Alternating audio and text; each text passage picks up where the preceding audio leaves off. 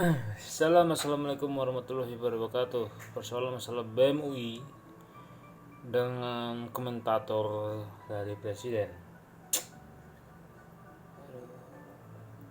Sebenarnya sih tidak perlu harus dibanyak cekcok untuk ke situ. Saya bukannya kurang hormat dengan abang-abang yang di atas.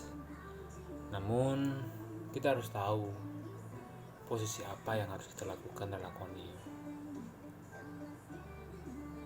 Iya sih memang, cuman ada kebengsatan atau kebrengsekan dalam hal ini itu yang menjadi suku ceria gitu. Dan apa ya, ada beberapa tindakan yang sangat menjadi hal yang kurang benar gitu menurut saya ya.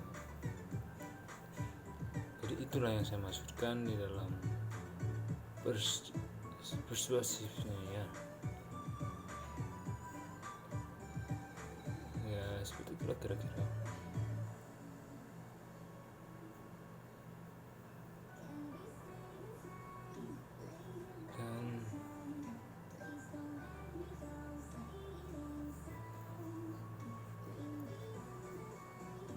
Dan apa lagi ya, dan banyak hal lah yang mengenai tentang hal itu.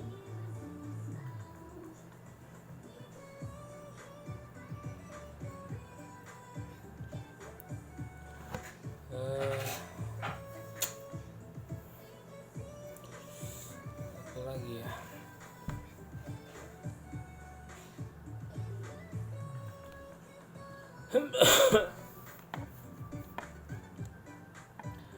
saya tahu ini susah buat kita mengenai BEM UI dan memang apalagi BEM yang lainnya, BEM saya bercanda saja. Dan itu agar Anda bisa lebih baik dan benar ya.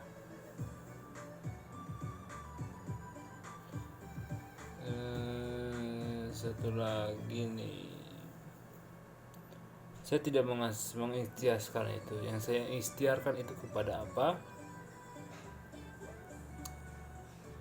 COVID ini kapan selesainya? COVID tidak memudahkan kita untuk bekerja, itu satu halnya. Terus yang kedua, COVID tidak memudahkan kita untuk berkarya. Terus yang ketiga, COVID membuat hal yang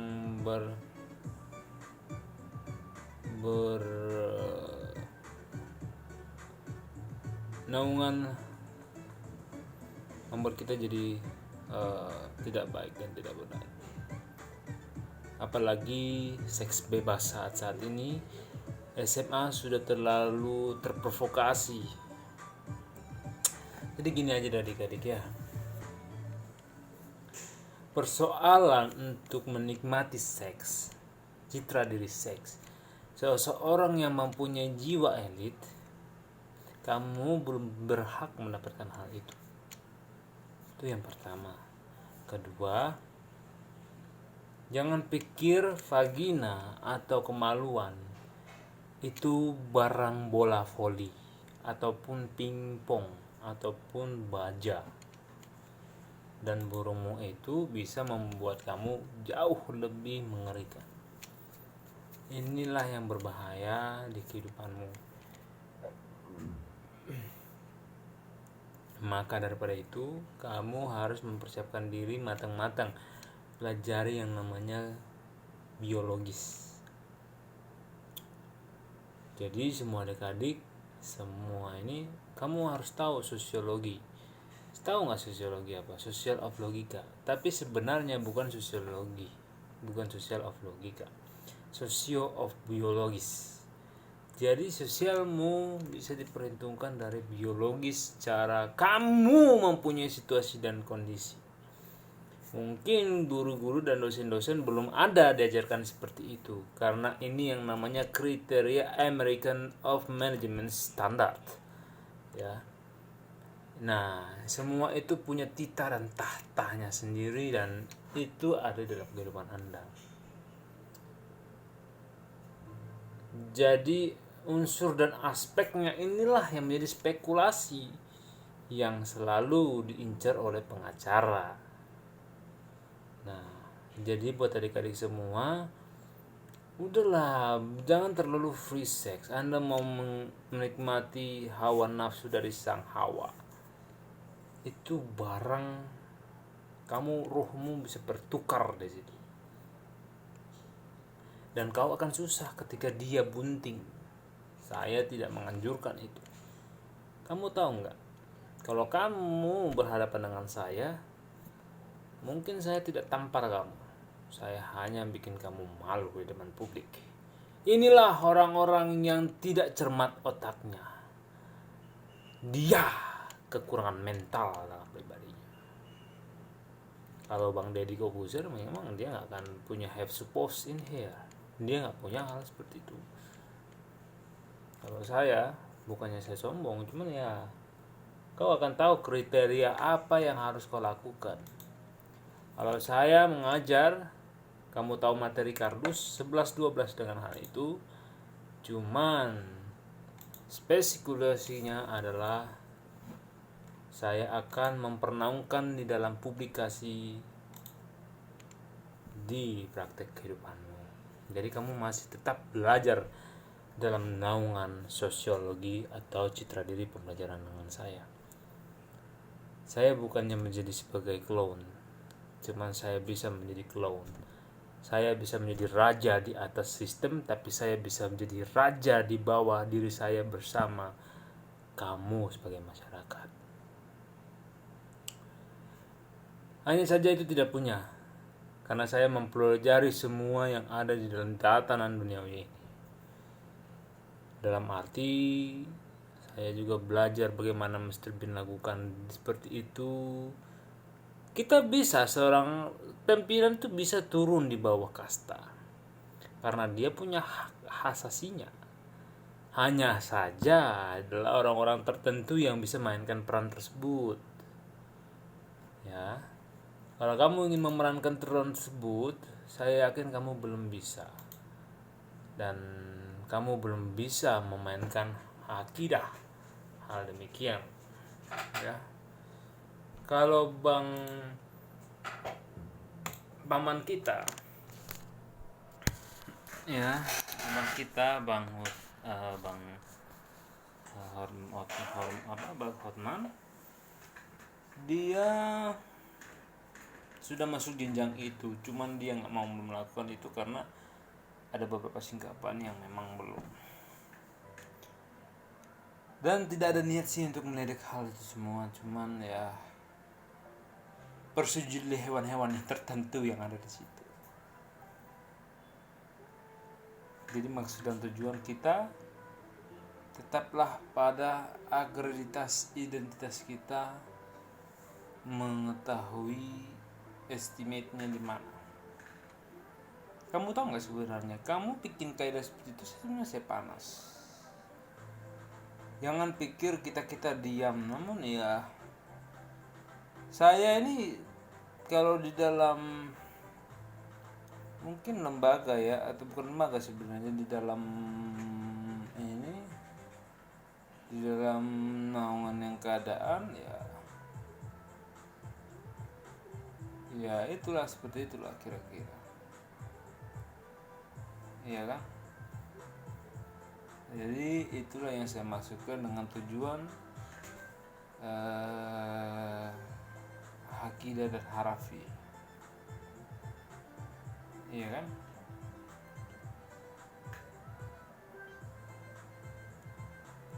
Dan itu saja yang saya bisa kasih lihat dan perlihatkan kepada siapa yang harus kita lantunkan dalam kehidupan ini. Ya,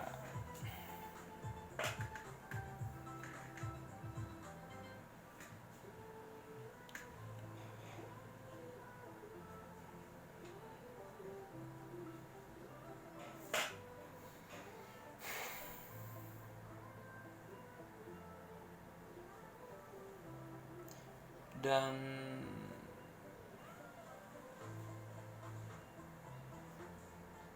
Ketika seseorang meninggalkan dirinya, ya jangan masalah sombong. Ya kan? Jadi seperti itulah anak-anak, adik-adik semuanya. Cobalah kamu belajar yang menjadi lebih bagus mengenai COVID. Adik-adik, jaga estetika-kamu, jaga pesonamu. Kalau saya mengajar adalah kepesonaan estetika, ya. Sampai kepada akreditur etikamu yang harus kamu bela. Saya nggak ada takutnya sama siapapun, ya. Cuman dalam iman kita harus memahami siapa yang harus kita hadapi. Berbeda dengan orang-orang manajemen yang tidak unkonseptual. Misalnya nih lo, ini informasi, ya, terus tidak mau mengarungi kebersamaan, misal kata. Terus yang ketiga, jangan bawa figur adat. Nah, tapi itu semuanya tidak nyambung, ya. Itulah yang menjadi titik terang di kehidupan seseorang untuk menikmati yang namanya persejudika interstik. Jadi saya juga punya bagian, kamu juga punya bagian.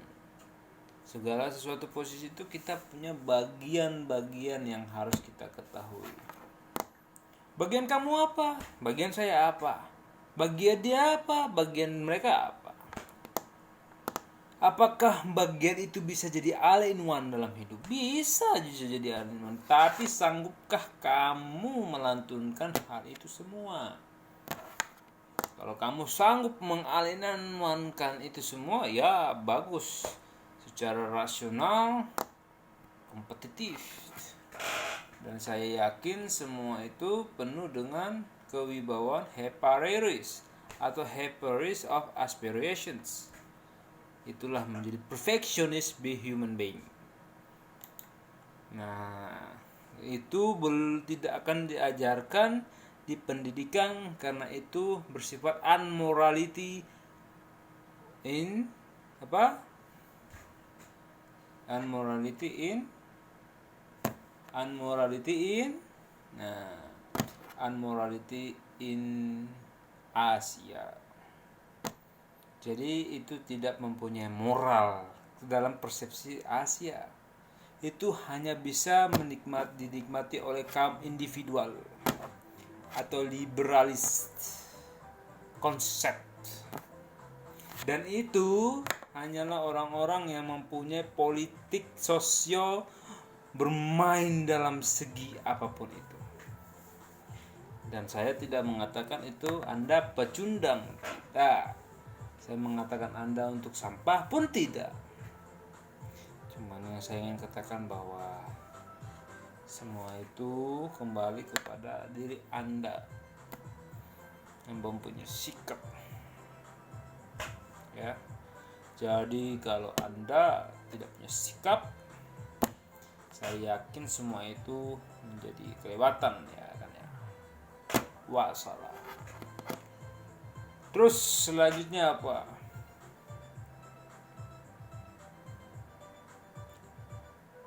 Sosiologi berintrinsik kepada citra diri Anda sebagai manusia.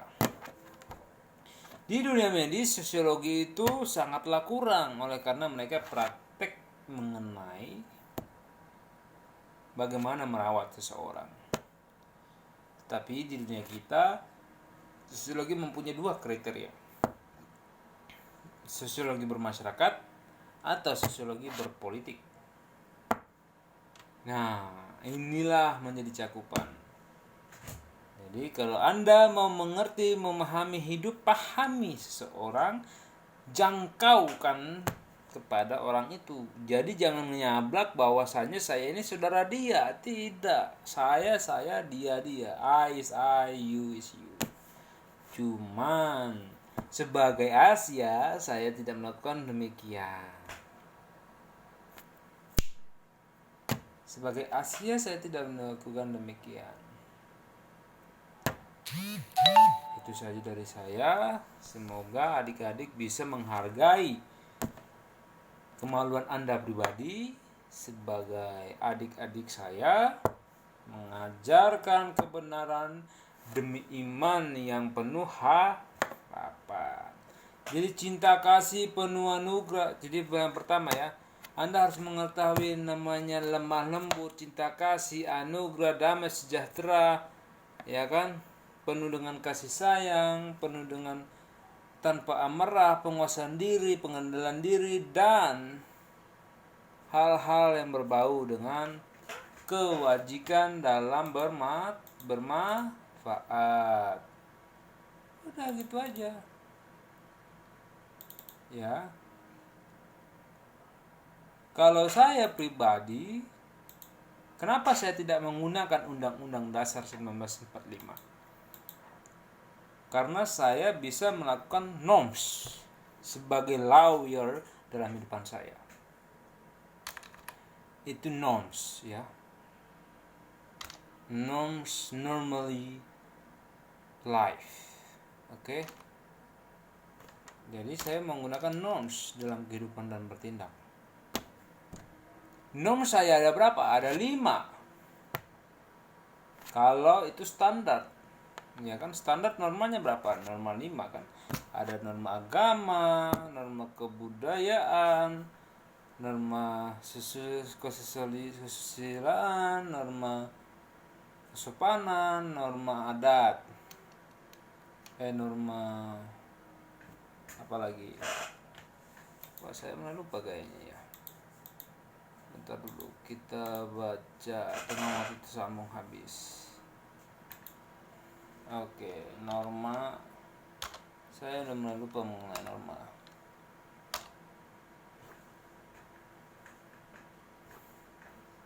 Bentar ya. Norma kesopanan.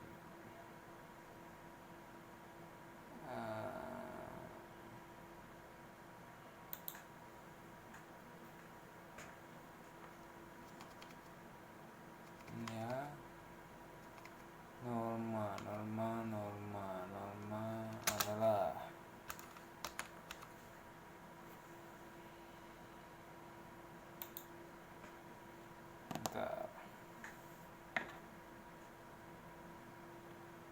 normatif.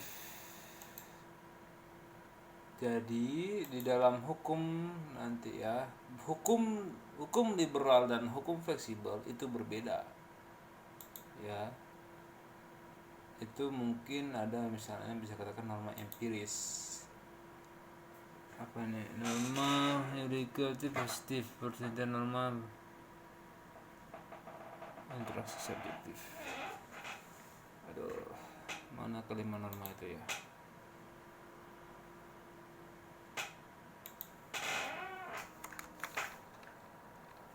Lima norma.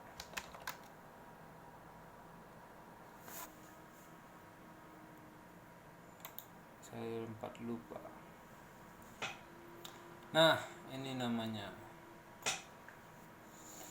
norma agama, norma hukum, norma kesusilaan ya, norma agama, norma hukum, norma kesusilaan, norma kesopanan, norma adat. Salah lagi. Norma agama, norma hukum, kesusilaan, kesopanan dan adat. Ya pas 5 ya. Kalau saya norma agama, norma hukum, norma kesusilaan, norma kesopanan dan norma adat masuk kepada norma positif dan negatif. Ya. Atau kepada norma empirisme. Empirisme di dalam norma positif dan negatif. Norma positif dan negatif apa? Norma positif adalah bersifat kekaisaran tahta akidah dan aparatur. Norma negatif bersifat politik. Jadi ada 7 norms. 7 norma dilakukan dalam kehidupan sehari-hari di depan saya. Jadi 7 norms ini yang ada di dalam citra diri saya pribadi. Itulah 7 norms. Norma agama, norma hukum, norma kesusilaan, norma kesopanan, norma adat, norma positif, dan norma negatif. Atau norma negatif, norma positif. Jadi saya mempunyai 7 norms. Dan saya juga bisa berkiblat kepada hukum yang namanya empirisme formalitas, atau bisa dikatakan kepada memahami paham ideologi Pancasila. East dan West, ada kestabilan di dalam kehidupannya masing-masing. Semua itu ya untuk saya, untuk kamu, kembali kepada haki. Haki apa? Hak kekayaan intelektual. Jadi saya mempunyai hak kekayaan intelektual di dalam diri saya pribadi. Itulah yang saya masukkan haki tersebut. Ya. Jadi haki ya bersifat demikian.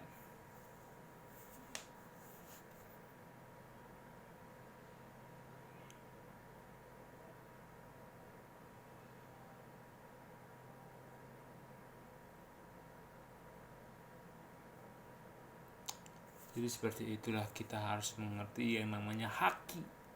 Hak kekayaan intelektual or the feudal imperials.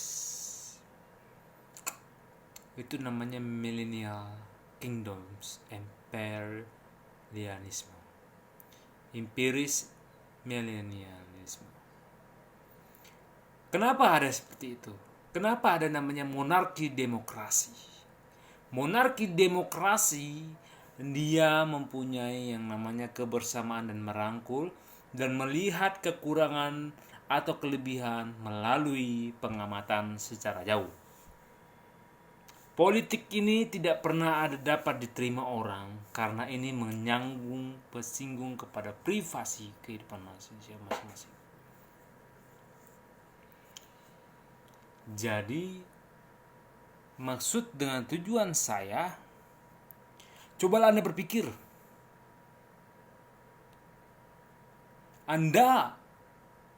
Coba kamu berpikir. Kalau kamu seperti itu, apa yang kamu realitaskan dalam theory of the orientations?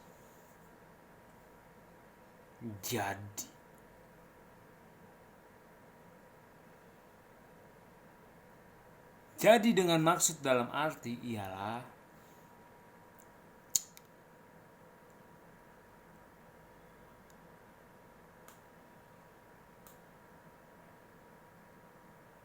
yang saya maksudkan ialah Anda harus mempunyai posisi yang berfigurasi. Jadi buat adik-adik, semua itu ada di tangan Anda, bukan di tangan saya. Kenapa bang pakai namanya monarki demokrasi? Itu secret admirer. Secret is a secret. Rahasia tetaplah rahasia. Dan Anda mempunyai sifat akreditorial kepada diri Anda pribadi. Itu adalah citra diri, mindset of peer-to-peer prefaction on yourself. Tujuannya apa sih sambang seperti itu? Tujuannya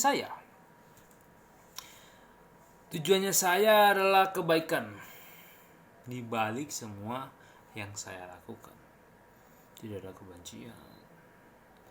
Tetapi kalau memang sudah melawan suatu tindakan yang sangat fatal, ya puji Tuhan, saya hanyalah berdoa kepada Yesus Kristus, dan saya cuma paling, Tuhan, kapan orang itu mati? Itu canda saja.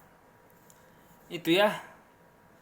Jadi seperti itulah yang saya ingin katakan kepada kalian sewadengannya. Dengan maksud adalah tetap kepada sifat pribadi Anda yang menjadi lumrah. Oke? Itu saja yang saya katakan.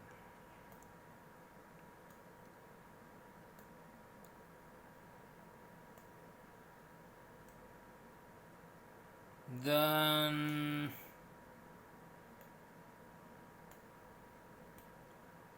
apalagi ya? Salah satu halnya, saya tidak membenci seperti apa. Yang saya paling mengajarkan yang namanya kebiadaban, kepribadian tidaklah ganda. Ya, saya tidak ada rasa membenci. Anda itu tidak sampah di mata saya.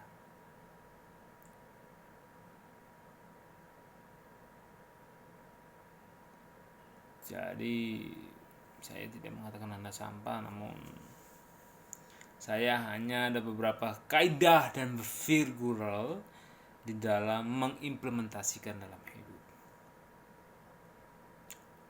dengan maksud baik. Jadi begitu ya. Ada beberapa hal yang harus disertifikan dan disampaikan secara menyeluruh.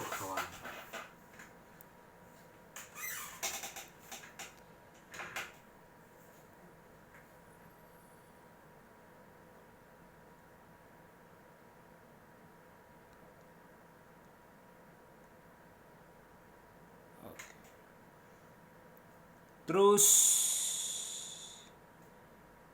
di dalam suatu presisi dalam pribadi tidak mudah sih mengenal wanita. Kalau ada apa-apa pelajar PPKN kewarganegaraan datang kepada saya, ya. Belajar, kita ngomong masalah KBN, masalah PPKN, ya saya juga udah lama nggak belajar itu. Dan saya senang rasanya untuk berdiskusi, ataupun kalau misalkan sampai kita melakukan perdebatan, ya saya sangat bangga.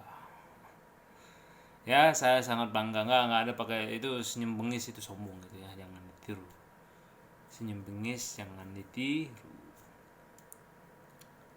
Jangan ditiru senyum bengis itu, tapi tirulah kebaikan saya. Kalau Anda meniru senyum bengis, itu tidak masuk hak ulayat. Tapi Anda sebagai adik-adik yang melakukan tindakan di bawah naungan atau kesombongan dalam berjiwa seks, itu bukan ranahmu. Mungkin dalam testing kayak TNI, militer, oke lah, fine. Saya ngerti sih, saya paham maksudmu. Cuman jangan seperti orang, ya bisa dikatakan botol lah ya, sedikit bodoh dan tolol.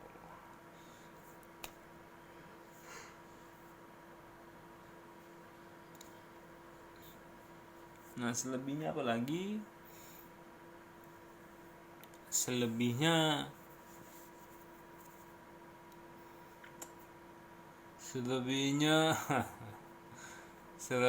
ya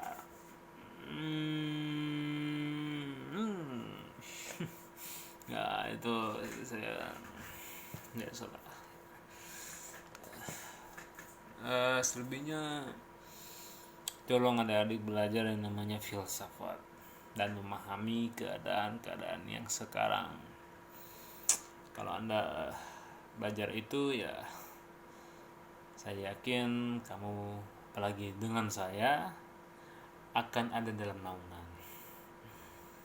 Jadi ya saat tiba, kau akan tahu di mana posisi dalam pendidikanmu dan pembelajaranmu. Jadi itu saja yang saya maksudkan buat adik-adik semua, agar Anda menjadi yang lebih pintar.